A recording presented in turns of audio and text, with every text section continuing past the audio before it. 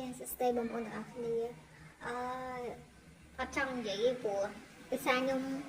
chỉ còn là pe trắng nghe rắm tha đừng nghe rắmคุณanh bạn mình cô gọi năm được pe đây ở tiền viên nghĩa đa bị phục lâu ấy trắngคือแต่งแต่មានកាដូតិចតួចឬក៏ការបង្ហោះសារអីចឹងណាជាមួយអ្នកម្ដាយហើយនិយាយថា I love you mommy ឬក៏កូនស្រឡាញ់ម៉ាក់ខ្លាំងណាស់អរគុណអ្នកម្ដាយដែលបានបង្កើតកូនមកអីចឹងទៅហូហាយកាលហ្នឹងនៅបែបលក្ខណៈថាយើងអត់តស្គាល់ខ្លួនឯងច្បាស់ហើយឥឡូវខ្ញុំអត់បង្ហោះសោះហ្មងដោយសារអីអត់ចឹងនិយាយថាខ្ញុំអត់មានសមត្ថភាពក្នុងការបង្ហោះថាស្រឡាញ់គាត់ទេដោយសាររាល់ថ្ងៃហ្នឹងគឺថាធ្វើបាបគាត់ខ្លាំងណាស់និយាយមែនធ្វើបាបមិនដូចថាជីកូនស្រីមួយរូបដែរប៉ុន្តែនៅតែឲ្យម្ដាយព្រួយបារម្ភដោយសារតែយើងរស់នៅខ្លួនឆ្ងាយពីគាត់ហើយអត់ធ្វើតាមគាត់អីចឹងទៅរឿងមួយចំនួនគឺខ្ញុំអត់សូវស្ដាប់គាត់ទេហើយចឹងនិយាយថាដល់ពេលចឹងយើងដឹងខ្លួនឯងចឹងណាអត់ស្ដាប់ត្រង់មិនការរៀបចំរបស់គាត់ការណែនាំរបស់គាត់គឺ 90% ខ្ញុំហ៊ាននិយាយថាគឺត្រឹមត្រូវទាំងអស់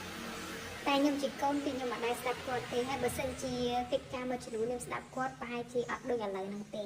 ហើយមួយទៀតភាគច្រើនគឺខ្ជិលមែនទេអត់ដឹងថាមិនទេរហូតអាហ្នឹងខ្ញុំអត់ដឹងថានិយាយមិនតទៅលក្ខណៈថាពេលតលេងតែមកអីអត់ដែរជួយកិច្ចការម្ដាយច្រើនទេកូនអស់ត្រឹមខ្ញុំហ្នឹងហើយបងប្អូននៅកុំធ្វើតាមខ្ញុំអីហើយ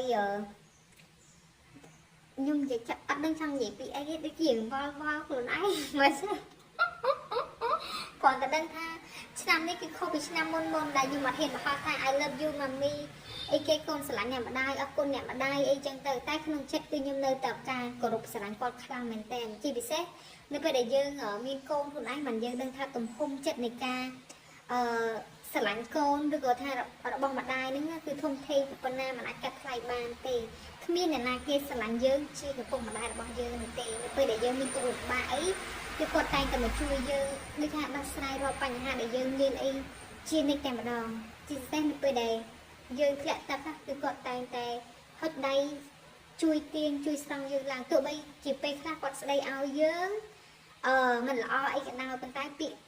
មិនប្រួអស់ហ្នឹងគឺគាត់ចង់កែតម្រូវយើងពេលខ្លះយើងនិយាយផ្អែមល្ហែមស្រួលបួយអត់ស្ដាប់ទេតើប្រើធម៌ក្តៅខ្លះឲ្យបានស្ដាប់ហើយខ្ញុំនិយាយទៅនៅតែដឹងគុណអរគុណហើយមានម៉ាក់គឺខ្ញុំសំណាងខ្លាំងមែនតែនខ្ញុំនិយាយឡើងចង់ហូរទឹកភ្នែកទេបងប្អូនខ្ញុំអត់ចង់នេះបើនិយាយទៅមានហូរហាយអីច្រើនទៀតគ្រាន់តែដឹងថាទីវានៃគុណម្ដាយកូនសូមជូនពរម៉ាក់មានសុខភាពល្អហើយជាមនុស្សដល់កូនចៅជារៀងរហូតអរគុណជម្រាបលាបាយបាយ